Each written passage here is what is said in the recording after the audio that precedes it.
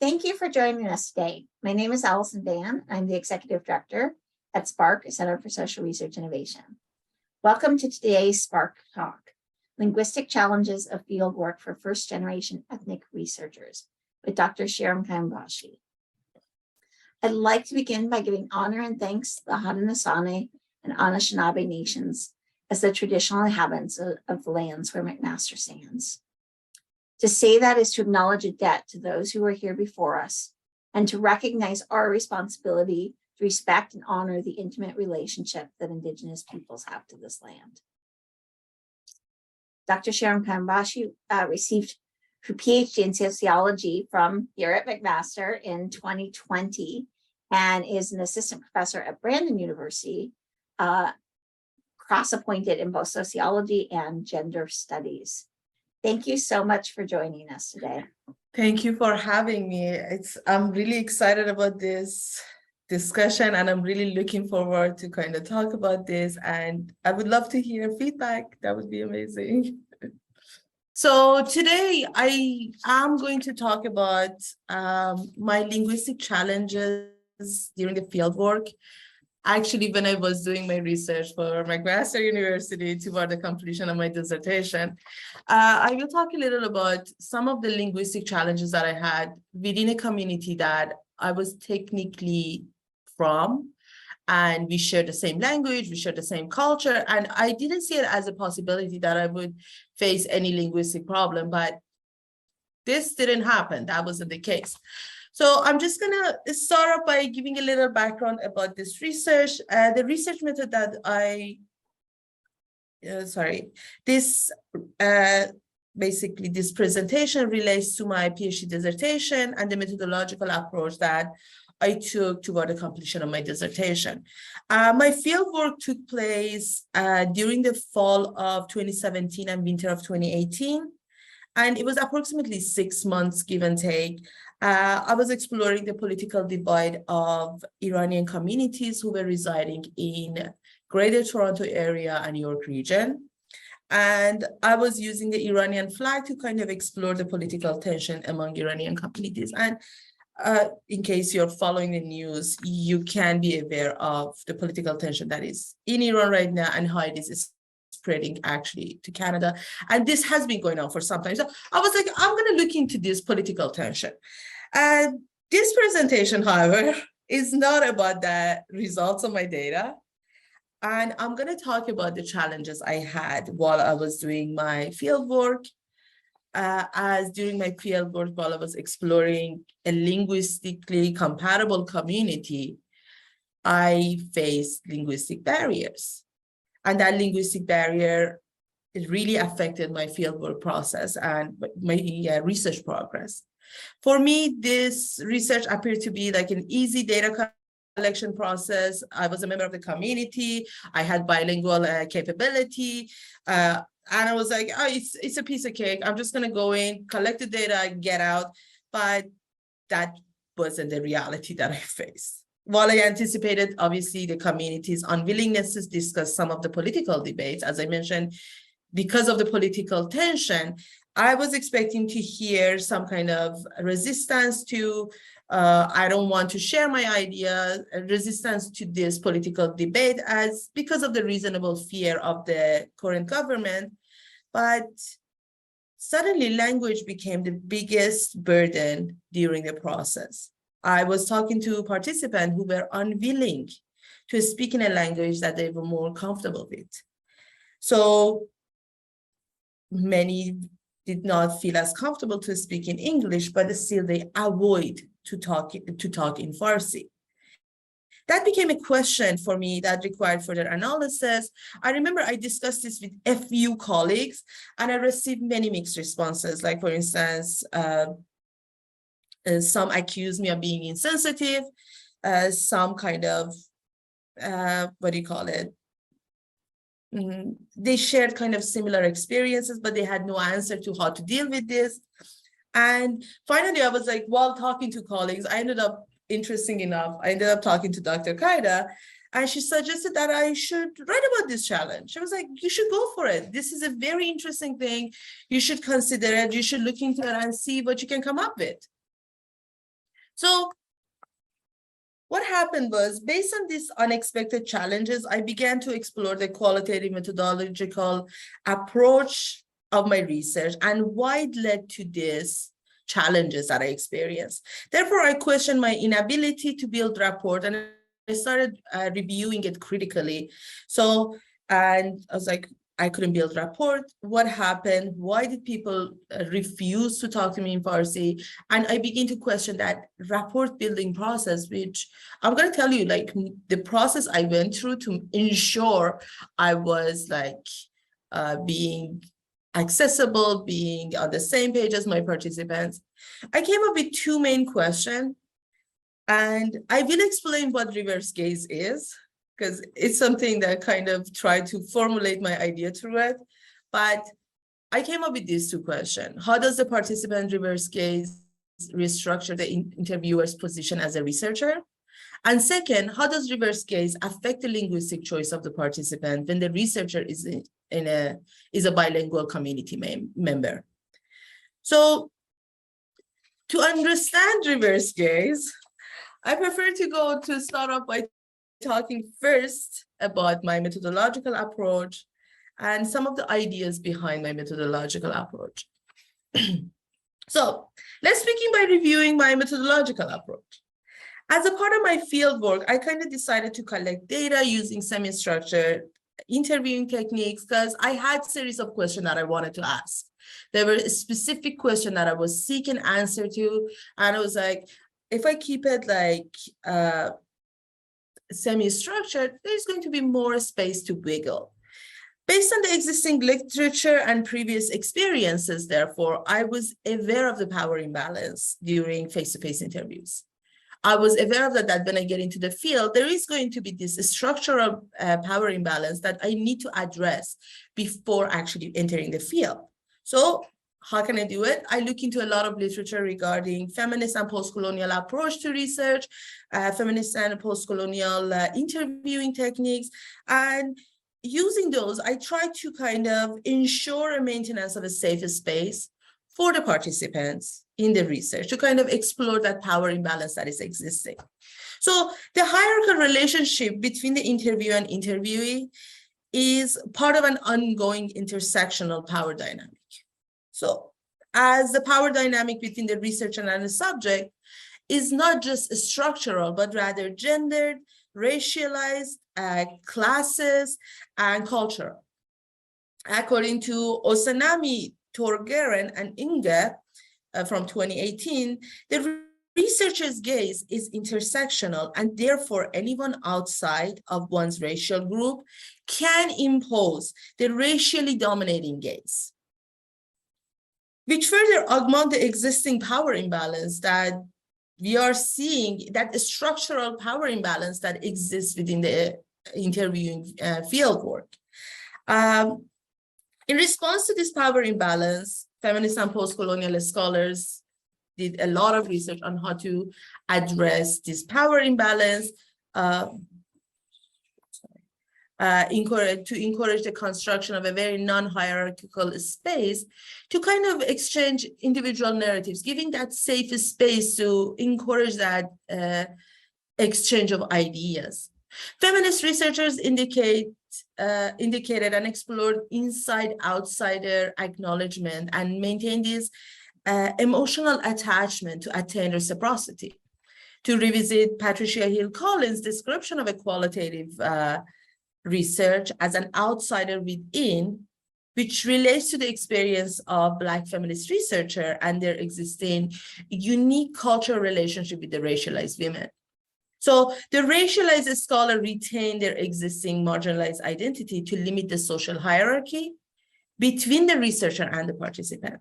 So in addition, through post-colonial approach, the researcher employs decolonized language to avoid unidirectional researcher's gaze that exclude participants' agency. So I want you to notice there is that element of researcher gaze that we're trying to basically limit. We, as a post-colonial feminist researcher, that researcher gaze needs to be kind of less colorful.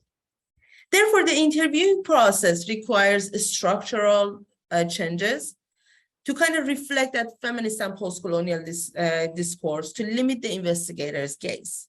So this approach increasingly encourages community-based research that invites the participant in the research process to alleviate the power imbalance between the participant and researcher. It's not the researcher that is leading the discussion, but rather the participant and researcher cooperating on creating this process.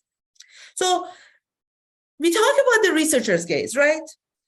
While the researcher's gaze and the social hierarchy affects the power imbalance during the interviewing process, the researchers are not the only one that impose that gaze.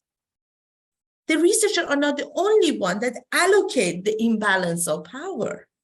The participants are also actively involved in creating an imbalanced social hierarchy during the interviewing process.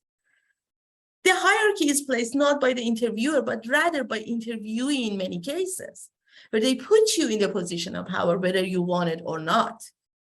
I will here introduce the concept of the reverse gaze, which is a byproduct of the racial minority location within the white gaze. So that idea of it goes slightly hand in hand, closely related to the inferiority complex that was introduced by many post-colonial scholars. So the white gaze continuously normalized the Western and Eurocentric practices as a dominant discourse, and therefore creating that inferiority complex. The white gaze fueled with racial superiority, others the non-white bodies. On the other hand, the concept of reverse gaze, different from its anthropological interpretation. So the anthropological interpretation argues for reversing the colonial gaze. In this case, I'm relating it to the participant involvement with the construction of the research habitus that maintains the interviewer's gaze. It maintains that gaze that the interviewer is trying to alleviate. It's the participant's volition to kind of maintain that gaze. So as defined by Pierre Bourdieu, habitus is, and I'm quoting here, system of disposition that is permanent manner of being, seeing, acting, thinking, or a system of a long-lasting structures of perception, conception, or action. So reverse gaze, what it does, indicates the active involvement of subject in maintaining the imbalance of power between the interviewer and interviewee, which is managed by the interviewee based on their expectation of the research environment and the position of the interviewer. The notion can be explained part of the power imbalance between the interviewer and interviewee relationship in a feminist post-colonial research approach. In the context of this research fieldwork, while feminist and post-colonial discourse reconstructs the interviewing experience, the reverse gaze of the interviewee requires acknowledgement, as the interviewer's gaze reestablishes the interviewer's hierarchical position, no matter how actively in trying to eliminate that. So in addition to the field work, because I'm specifically talking about that field work imbalance of power, but I had another element to this discussion. My challenge was the language. So I was researching an ethnic group whose original language was different from the dominant language.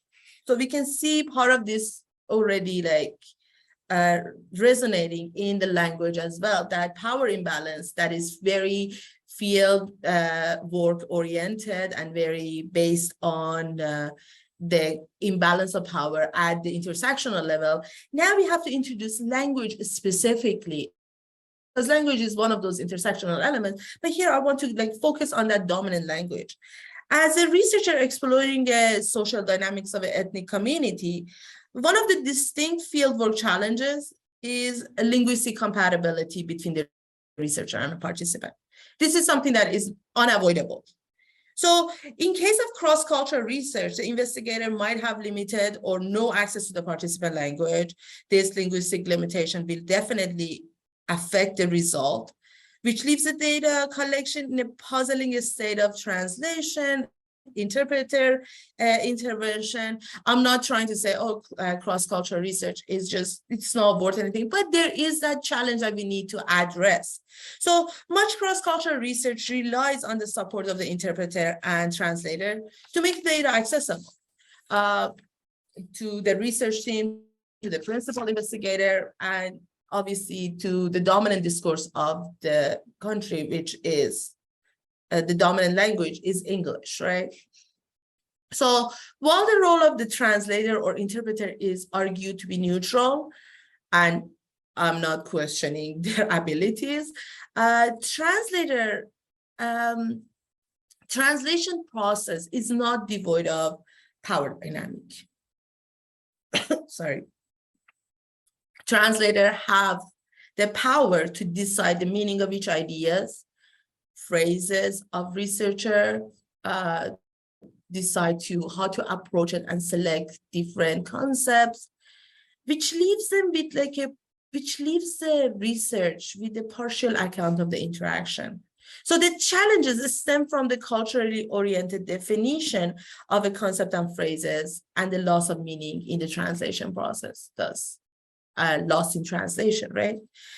The process of translation is rather complicated, not because the process is complicated, but the language is inherently complex. Language hand in hand with culture, because they are feeding into each other, becomes very important when you're trying to translate. You need to not only translate the language, you need to translate the culture along the way. So when addressing the translation of the collected data to the reporter's official language, idea might lose their authenticity, their cultural values. And as mentioned earlier, translation kind of affect the accuracy of cross-cultural and cross-language data. I would like to add here that due to relationship of language and culture, as I mentioned, the intruding the dominant language enforce the colonial culture, a cultural experience during the interview process, even when the interviewer and interviewee share the same language. However, looking at my own research, the linguistic gap may persist in an ethnically similar research field, where the ethnic participant and the researcher share the same common language. I'm sorry, we started at half an hour, right? Yes, till 10:20. Okay. Oh my. Okay. Oh, I'm sorry, 11:20. Yes. Perfect. All right. So we're finally where we wanted to start. This brings us to the challenges of my fieldwork. So like any good researcher, before starting my research, I prepared myself. I knew I'm going to face various challenges, and I prepared myself to address those challenges that may arise during the interview, because I decided that I want to do semi-structured interview with the reason that I have a series of questions that I want to ask. I aim to facilitate an environment for the authentic interaction between the researcher and the participant, as well as a safe space for the participants to share their experience in a conversational manner. So when I reached out to my available community member, I initially did not self-identify as a cross-cultural researcher. I did not see myself as a cross-cultural researcher, since my Iranian background was a precursor to my research topic. It was precursors to my interview participant selection. The reason I chose this community was that I am part of them, and I'm trying to kind of use my community to address some of the challenges they are experiencing. And that's why it was an important research to me, because it was close to me, close to my heart. So I was under the assumption that my ethnic identity and linguistic ability would facilitate that communal connection. So as an Iranian Canadian researcher, I was theoretically prepared to surpass the gatekeeper, build rapport with my community, use the language to surpass everything. Even though I have full access to both language and culture, so I was under that assumption. I also want to add something. I just kind of jumped over this. Even though I had full access to both language and culture, the reason I look into translation thing, because I had an understanding of the translational limitation, and I was seeking like kind of addressing how I can adequately address that translation when I'm doing my research and preparing my report, because I have to look at this from a cultural, social, and historical aspect, trying to understand terminologies and how I'm going to translate my transcripts. So during the analysis, I was expecting these translational challenges kind of begin to come to existence during the analysis, but I was like, I'm going to be prepared. I made certain strategies, which I was like, I need this before getting into the field.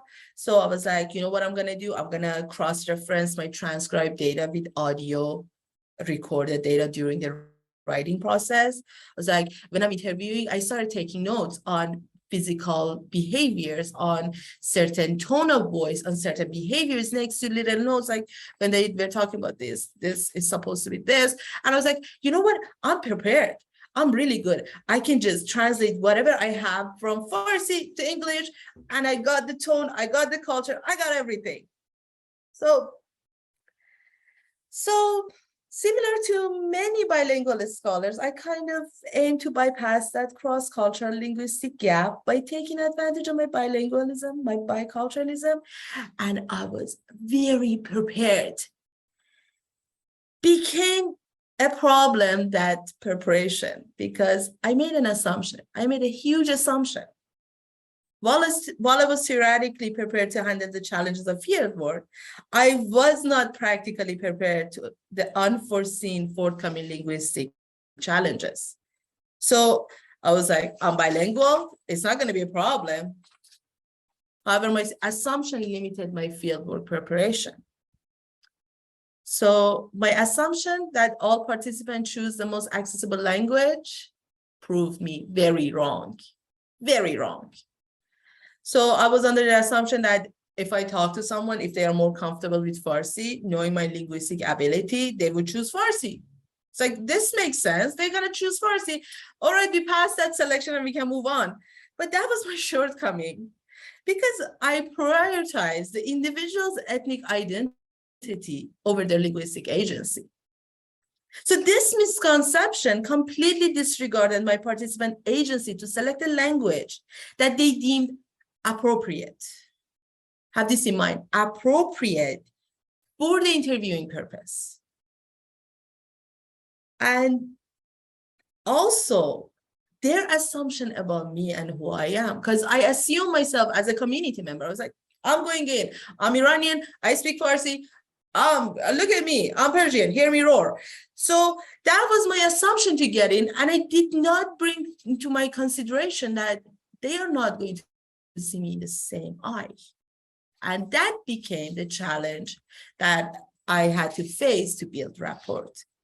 So while I was aware of my positionality as a researcher, my hierarchical imbalance between the researcher and interviewee, as a post-colonial feminist interviewer, I attempted to reduce that hierarchical relationship.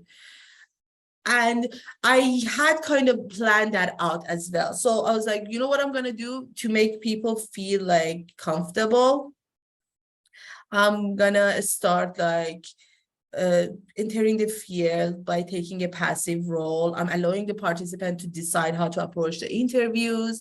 And I was like, you know what, the challenge is going to be, they might feel uncomfortable to talk about the political thing because it's terrifying if your information leaks out and you get involved with the Iranian government. You don't want that to happen. So I was like, I'm going to take the passive role, and this is how I'm going to do it.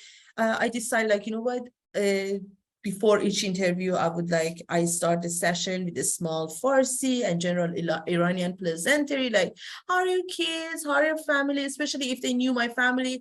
I would actually volunteer some information like, yeah, my mom said everything is good.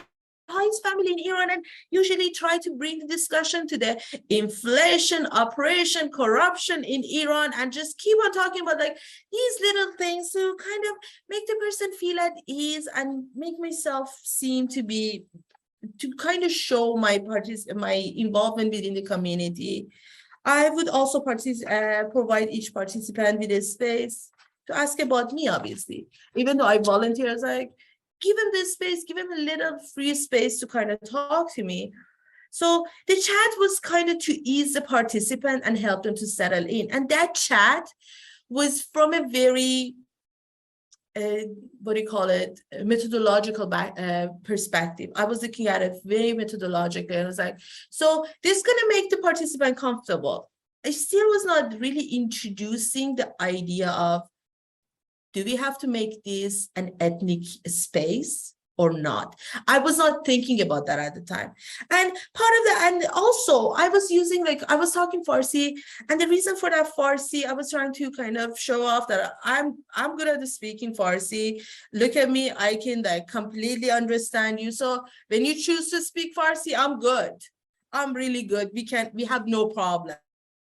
So while we establish a Farsi environment, I noticed as soon as I asked the first question of the interview in Farsi, the participant chose to respond in English immediately. We were speaking Farsi till 2 seconds ago, and as soon as I said, "So, what do you think about the flag in Farsi?" they would respond in English. In some cases, English was appropriate, which I had no problem with that. It's like it made it easier for translation, it made it easier for transcription, but that was the choice they wanted to go with. However, English was not an ideal option in other cases because the limited language caused stress and frustration, not for me, for the participant. When the participants sometimes, because of that lack of access to the language, they would speak in a broken English, it would cause confusion, and I usually wanted to use that opportunity to jump in and just say something in Farsi and English. And again, they would respond to me with English to clarify what they just said. So because of that kind of like, I'm trying to understand what are you saying, many participants kind of, because they were adamantly unwilling to complete the interview in Farsi or even mix of Farsi and English, this kind of started affecting the rapport between me and the participant, because I was trying to understand what they were saying, and they were unwilling to speak in a language that I felt it was more appropriate. Because of this language barrier, the respondent in many cases, kind of when they were unable to share a full account of their experience adequately, they just kind of moved past some of the complex ideas. Some of their, for instance, what do you call it? To avoid the stressful experience or embarrassment of the faulty use of English language, some intentionally stay away from complex topics, omitted some of the critical and complicated details from their narratives, details which they could easily explain and eloquently in Farsi. In addition, also, some of the English responses were unusable during the analysis process, as I was really in danger of overgeneralization, because I was like, based on what they were saying, I guess that's what they're going for. And I was like, well, I cannot just guess what they're saying. It's not in my hand to guess and decide what are they talking about. This linguistic gap really led to missing data and negatively affected the finding. And while I was trying to address an in-group contestation, I was starting to feel like I cannot produce the proper image. And obviously, as I mentioned, part of the frustration for me was based on the ethnic nature of the research. When I expressed my frustration with my participants' linguistic challenges, some colleagues expressed utter disgust at my ignorance. I had someone I was talking to and they literally went quiet. And I was at loss. I was like, I'm not trying to decide what language they should speak. I'm just expressing my frustration. Or I had the case of many people who either expressed surprise because they're like, what is going on? And I had people who literally sympathize with me. Like, yes, I went through the same thing. People were unwilling to speak a language that we could collect the right data. And the frustration was in the fact that no one had a solution to this problem. And I'm thankful to Lisa. She was like, write about it. So I was like, you know what I'm going to do? I'm going to look into it. I'm going to critically understand and try to understand what is happening. So the respondent linguistic selection would significantly affect the validity and the authenticity of the collected data. Therefore, I needed to reevaluate my technique, readjust my representation to kind of limit that linguistic barrier. I questioned the underlying reason for my early participant unwillingness to speak Farsi, and how I, as a researcher, could alter my interview techniques to bond with my participant and encourage authentic responses. This happened after looking at myself like, oh, you failed as a researcher. So I noticed while I was ethnically and racially a member of the Iranian diaspora, I continue to bear the gaze of researcher from a different social and educational stratum. Due to my preconceived ethnic identity, I failed to acknowledge my participants' perception of my positionality and location of power before they entering the field. While I was employing the post-colonial feminist approach to limit my hierarchy, my participant continued to notice my existing hierarchical location of power, which was preconceived for them. The same way I assumed about who they were, they made assumptions about me. So I decided to practically reevaluate my interviewing techniques in a research field to kind of assess my shortcoming. And I noticed the way I processed my event was that I attended each interview with my question guides and a letter of information and consent form, which was approved by McMaster University Research Ethics Board. I presented the document. When I presented the document alone, was a linguistic breach. The documents alone were a linguistic breach in the interviewing process, which created that linguistic hierarchy and kind of introduced English and introduced Canadian educational institutions as the dominant form of the communication and dominant institution within this field. So while during each interview, I instigated the interaction with Farsi as the preferred language, the English language of the consent form, and the social connection with the Canadian higher education institution transformed my identity. I was no longer a community member. I was the member of the academic institution. So the participant perceived the chat that we were having as a communal experience, but the interview was part of the dominant discourse. And my participant, using that reverse gaze, situated my position during the interview. While I was under the assumption that my communal relations would limit my hierarchical location, my participant reconstructed and maintained that hierarchical boundaries of interviewing through the reverse gaze. So the participant reverse gaze assigned my role as an outsider with a distinct social hierarchy as an investigator during the interviewing process. When exploring the interviewer's gaze, many scholars, I'm almost done. Many scholars fail to kind of address that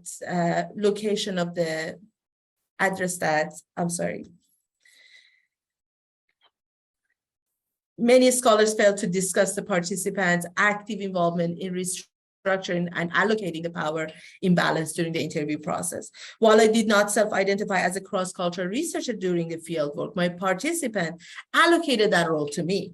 For many of the respondents, the interview experience was participation in an Anglophone encounter with higher education and the attempt to kind of express their account in a way that provided them with a sense of connection.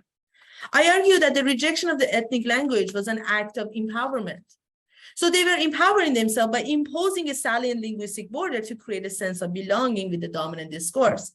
I needed to acknowledge the gap between my self-perception and the community's perception of me. I had to reevaluate the power imbalance and maintain the politics of belonging, post-migration, and communal belonging simultaneously. So I need to hear, okay.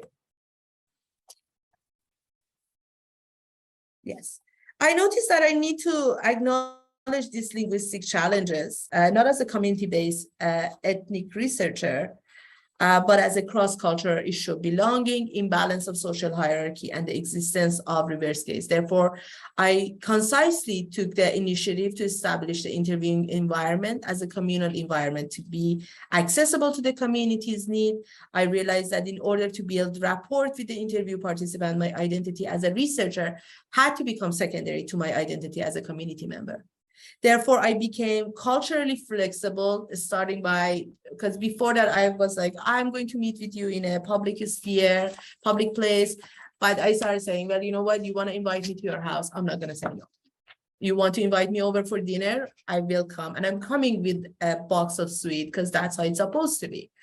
And I started to kind of introduce that culture thing into the discussion. I decided I have to separate the dominant culture from the ethnic culture. Before the short chats and setting in, I decided to present the participant with the LOI consent form. So my first task became to kind of sit the person down, tell them, so let's talk about this. And I used to say, let's get the business out of the way. These are the LOIs. And I would go through every aspect of it. And a couple of times they kind of were like, you don't need to go over all of it. Like, no, listen, I just want to be sure you're on the safe side.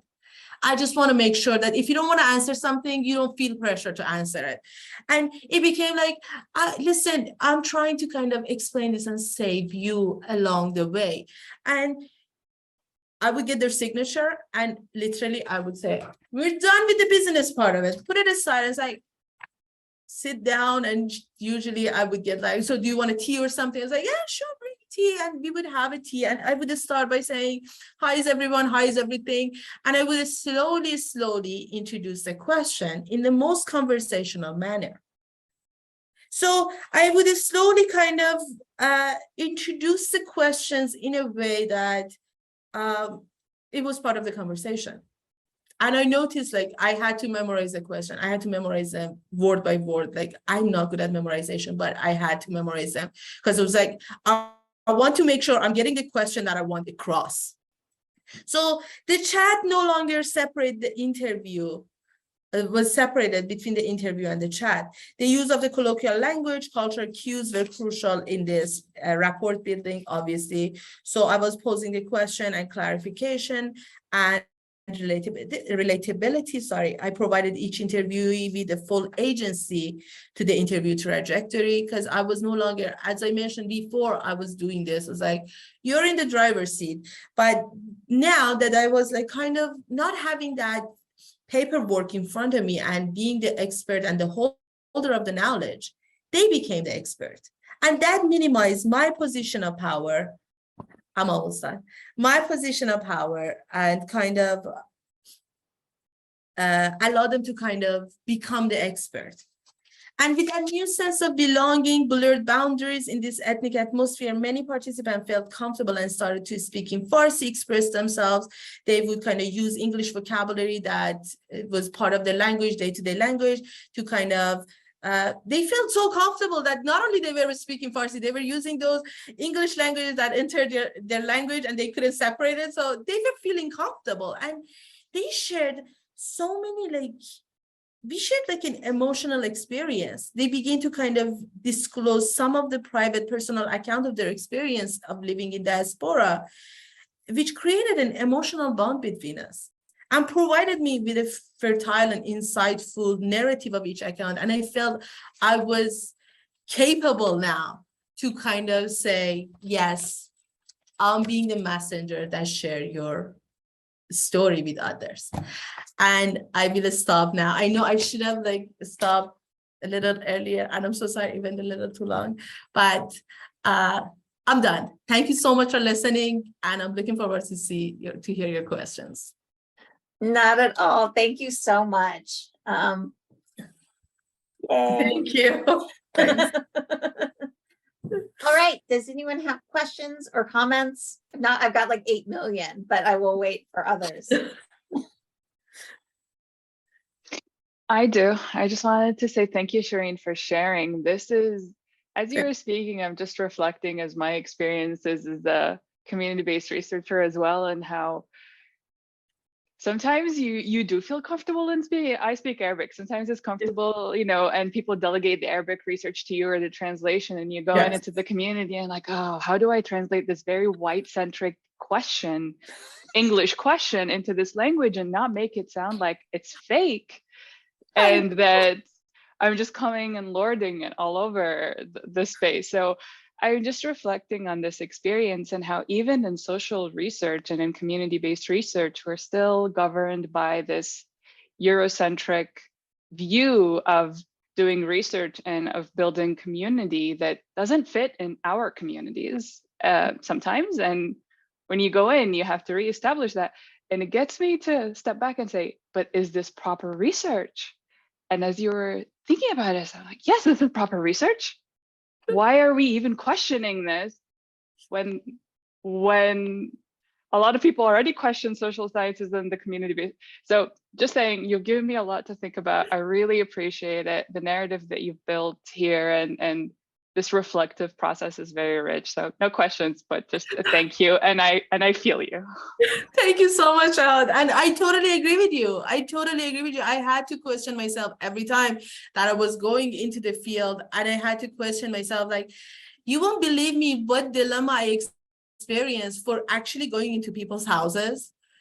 I was like, me sitting, having a tea, I felt like, I was like, is this okay? Am I doing? I was like, no, listen, I'm talking with my community and I have to use a language that is accessible to me and my community. And by language, I mean my body language, my communicational skill, my everything. Like the mere fact that I keep saying she, because one of the person that I went to their house, like I had so many tea in their house, like every 5 minutes, she was like, do you want another one? I was like, yeah, sure, bring it. And that talk went for like 3 hours. So, but definitely. I thank you so much. I'm so happy I'm not the only one who's going through this. Well, I'll jump in there because it's funny that one of the things that really struck me was how much I have gone through this, and I'm a white woman. And I was like, I relate to this completely because a lot of my work has been with rural people and people who are profoundly disadvantaged. And that was how I grew up. And I was like, I think of myself as an insider. And it was exactly that sort of academic trapping and everything, and like having to put out a huge amount of effort to help people get comfortable with me and make decisions about how I was presenting myself, what I was giving. And then, of course, how things like the letter of intent and the systems that the university sets up can counter that really quickly and really problematically.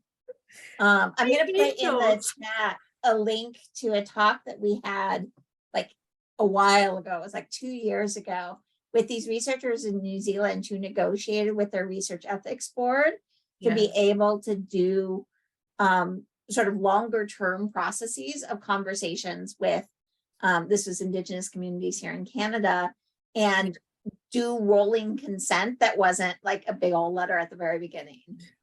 And I keep coming back to that, the idea of, stopping thinking about interviewing as a single thing only at one point in time, stopping thinking about it as, we have to get all of this consent out of the way in this like very intensive way, rather than rolling that out over time because they don't know what they're dealing with. That a lot of how it's set up just isn't conducive to really good rapport building. It's honestly the letter of intent and consent form. I understand its significance, and as a researcher, I find it very disrespectful that I have to go through that letter of intent, because it's as though, oh, I'm not going to protect you. I'm going to make sure you're in danger, and I'm going to endanger your every existence and everything that is happening to you. I always found it very disrespectful. As a researcher, it's a personal thing. But for a participant, the participant feels like a subject, feels like something that you're there to dissect, kind of see what is going on. And you know what? I'm going to get your signature to make sure I'm not going to hurt you in the process. It creates that very obvious divide. And while, like, for instance, as a feminist post-colonial researcher, I try to avoid that divide.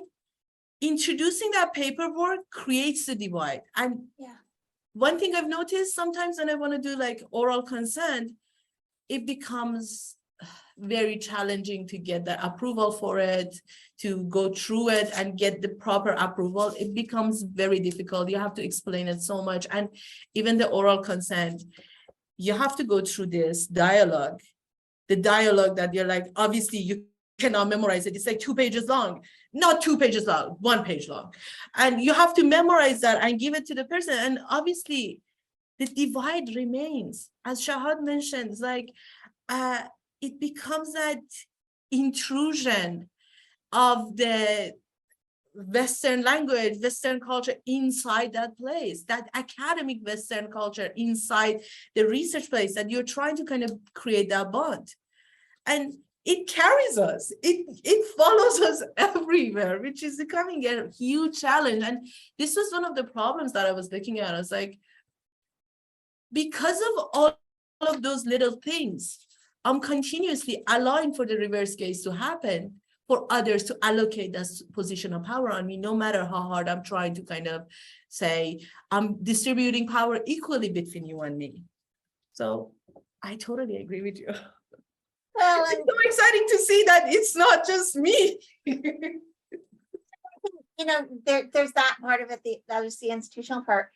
I love what you were talking about at the end, and sort of this place where at some point we just have to acknowledge that there is going, that people are going to put their own models of who you are and where you're coming from on you, and that you have to work with that. And like that's part of post-colonial and feminist research is acknowledging that you don't have full control over how they see you and how they want to interact with you.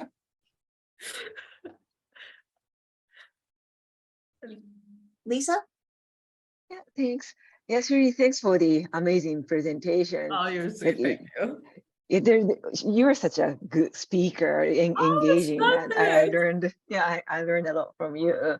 I remember, so you conducted this research before the pandemic, but I'm just wondering, can you speak a little bit about how building a rapport has changed, or maybe hasn't changed since COVID, in the sense that it's now so difficult to conduct qualitative research interviewing in person, and you're sort of you have no choice but to conduct qualitative interview by Zoom or other software. So in that case, like, how can you build rapport as you did eloquently in your dissertation research? Thank you. Definitely, because I'm sure you remember I did this research with Diana Singh on the frontline healthcare workers, and I had to do interviews during COVID via telephone. And building rapport definitely became much harder, because imagine whenever we were going through the research, not a single person wanted to do like Zoom. Like, we want to do it over the phone, which I understood. It's more confidential, it's much more comfortable, and sometimes your place is not set in a way that you want to allow a stranger to come into your house. But definitely, like, I noticed I was like, when I was talking to people at the beginning, I was trying to kind of enter the field again with professional attitude. And toward the end, I was like, I just have to be extremely cheery. Like, it became to a point that I would like call in and start off. You don't want to scare people off, obviously, like, hey, what up? So what happened was, at the beginning, I would try to kind of introduce myself, but I maintained this very cheery attitude to a point that, like, try to see how I'm going to get a response from people. And some actually really enjoyed that cheery attitude. So they kind of responded back to me, and it became kind of like, oh, we're having a conversation, but it was really difficult to build a rapport. Even when people were responding well to my cheery attitude, still the mere fact that there was a voice going back and forth, and that's it limited that physical cues that would say, I'm a safe person, I'm trustworthy, I'm not here to judge you, I'm here to literally exchange ideas. And the process became like, a lot of my physical cue became like vocal cues. So I would like ensure the person that I completely understand. I use a lot of, I completely understand what you're going through, or trying to create that kind of rapport that was supposed to happen through my physical behaviors. Yes, it was much easier for me because I didn't have to memorize anything. I would look at the lines and kind of like, okay, now I'm refreshed. I'm going to ask a question in the most conversational way. I don't have, like, I could read them easily and availably. Like, no one would look at me like, what are you doing? But what happened was like creating that rapport only on telephone, it was a challenge. And one of the toughest interviews I did was with a participant who literally, I spoke more than they did. So I would ask a question, I would follow it up with like explanation, expressing my joy, my sadness, bringing all of my emotions on the table. And I was like, so how does that work? And they would be like, well, it is kind of like this, 2-3 words and done. And I was like standing there holding the phone. I'm like, did I do something wrong? The way I approached it, was I too cheery? Was I not cheery enough? And literally the response I got was like, that interview lasted 20 minutes. I had like 10 questions. It lasted 20 minutes. And I asked this question for like around a minute and a half. So she put like half a minute on some, and a lot of them, they just didn't feel comfortable to kind of answer. It would be like, yeah, I don't want to answer it. I don't understood. That was very reasonable.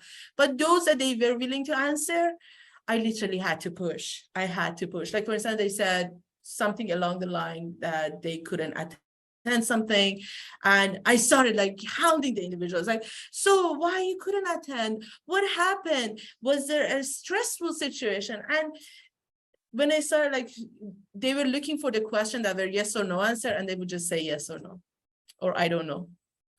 It was one of the toughest interviews I did. And I would say if I were in person in the close vicinity, or even if it were on Zoom, even, they would feel more at ease, more comfortable to kind of share those ideas, maybe. That interview gonna haunt me till the end of days, because I still don't know how I could have made that interview in a way that I would get like response from the interviewee and from the participant. And I'm sure the lack of rapport had to do, it wasn't just purely on the participant, it had to do with the method of interaction, it had to do with my approach, and it had to do with some of the information that the participant felt uncomfortable to share. So that is a fantastic question. The whole thing post-COVID, it has been a huge change. It has been a huge change. So thank you so much. I hope I answered your question. I hope I didn't answer you the same way the participant answered me. I hope I answered the question. Oh, that was very insightful. Now, what you said kind of speaks to this emotional labor that a qualitative researcher has to pursue, whether they like it or not, to reach kind of better validity of the interview data that they want to get. Thanks a lot, Shirin. No, thank you so much. Thank you. That's such a good point you bring up, Lisa, because I think it's not something that at least I see talked about a whole lot within preparation of PhD students and others who are doing qualitative research, that it is massive amounts of emotional labor. And oftentimes to be able to get anything that is really worth the analysis, that is exactly what you have to do. I completely agree with you on that. And I was telling you, like, some of the best interviews that I had, like, the participant would get really emotional.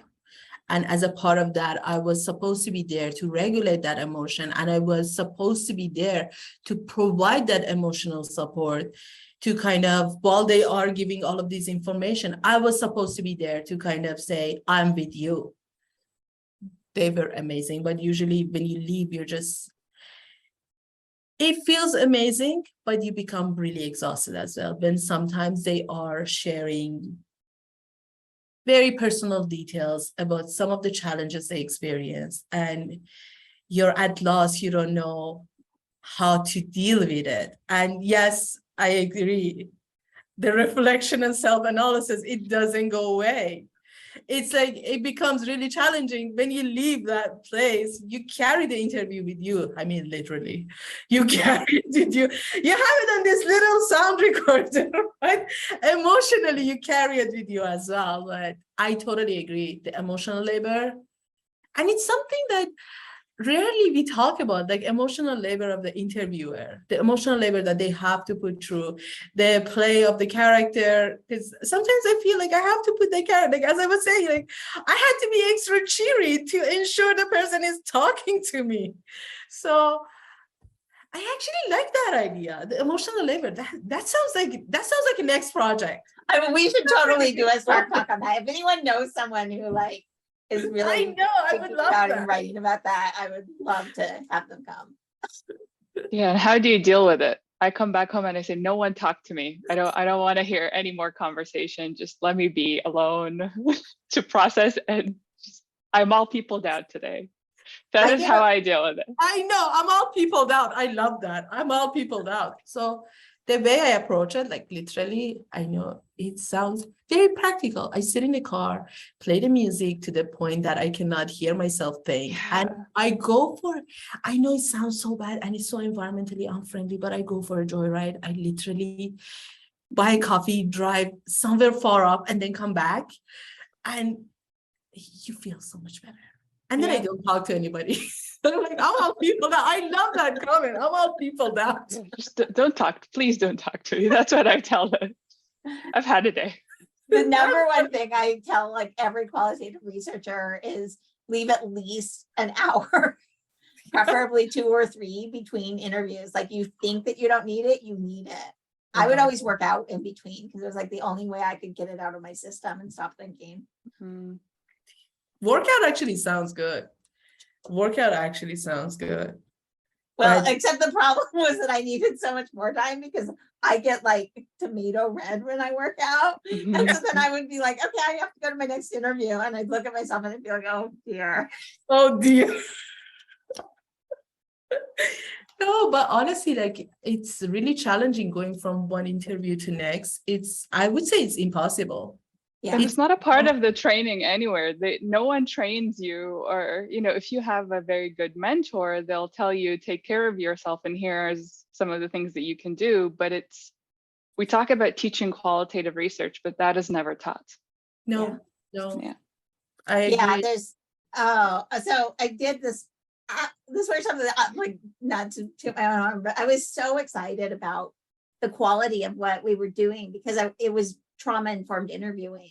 And it really put a lot of time into thinking about, okay, what are all the contextual things? What are all the self-care things? What are all of the ways that you can take control of the process so that it is as good as for the participant and as in depth of a conversation as possible? And after finishing all of that, I was just so disheartened when at a lot of how qualitative research is taught, because that's not the focus, but it needs to be. And I think, really focusing on data collection as an art in itself.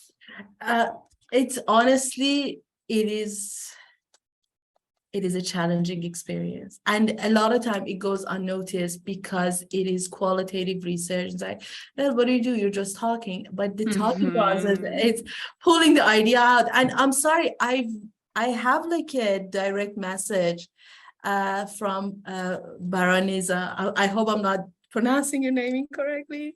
So do you feel position of power the researcher is in is more or less a power if the researcher is a heritage speaker? I have previously connected with research participants that have freely talked to me, but I wonder when I pursue further research, how they will treat a research with linguistic barrier. Even calling myself hyphenated identity, I wonder if that creates Tamil versus Tamil Canadian. As we talked about, it's not like just a heritage speaker problem, because we talked about how there is this diversity, like position of power becomes very intersectional. It's rather difficult to kind of separate it to one specific, like for instance, ethnic background or a linguistic ability. I love what Alison mentions, like coming from the background that is kind of, you're going to a place that as an academic, and you don't see yourself as an academic. I didn't see myself as an academic or cross-cultural researcher. So definitely that affect to some degree. But you mentioned, it's amazing that you connected freely talk to me, but I wonder. That linguistic barrier, definitely, like the language becomes very important. The language, like that was part of the reason that I was looking into this research. The language became very important. And that language, it's that position of power from the academic setting, from the dominant discourse that kind of intervene, and it becomes challenging to separate it. I hope I answered your question. I don't know if I did.